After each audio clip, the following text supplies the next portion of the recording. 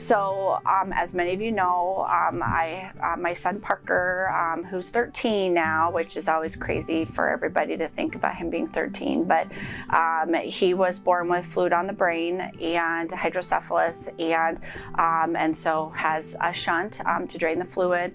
And that caused damage to the brain, which resulted in cerebral palsy like syndrome. So he has difficulty walking and talking, and so since he was born and we discovered all of this, everything we have done is to push him to the best of his abilities, and so all the therapies and all the surgeries. It's been like a surgery a year. I actually had 3 surgeries last year, so it's been a lot of surgeries, but they've all been beneficial and have helped him to kind of push him along.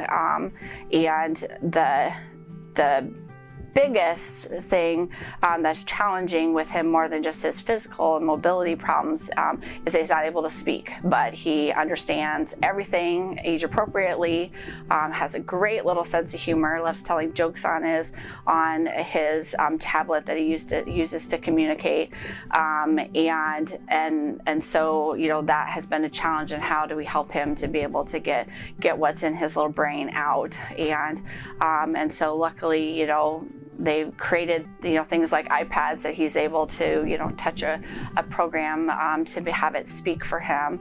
One of the crazy things when we realized that he understood what was going on. He was going into 4-year-old preschool, and as a mom, I always felt like he understood everything. You'd see the glimmer in his eye, and that sort of thing. But to prove it, he couldn't use his hands well enough. He couldn't to choose things, and so the summer before 4th grade preschool, his nanny said to me, "Do you realize that he's answering the questions that toy is saying correctly?" And I was like, "What?"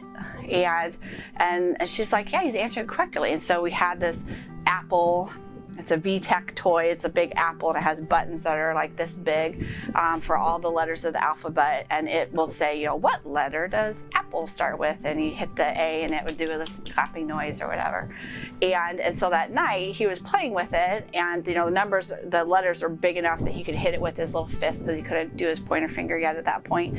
And so listening to him, and it went through, and he answered every question right. And this is when we didn't know if he weren't sure that he understood, cause and effect and yes, no, and that kind of stuff, although I feel like he did. But so then I listened to him go through and answer all the questions right. And then I went over to Parker and I said, "Parker, what letter does Parker start with?" And he hits the P and looks at me, and I'm just like, "Oh my God, you taught yourself your letters from your toys." It's like we weren't doing any of that stuff. It was just, does he understand just even the basics?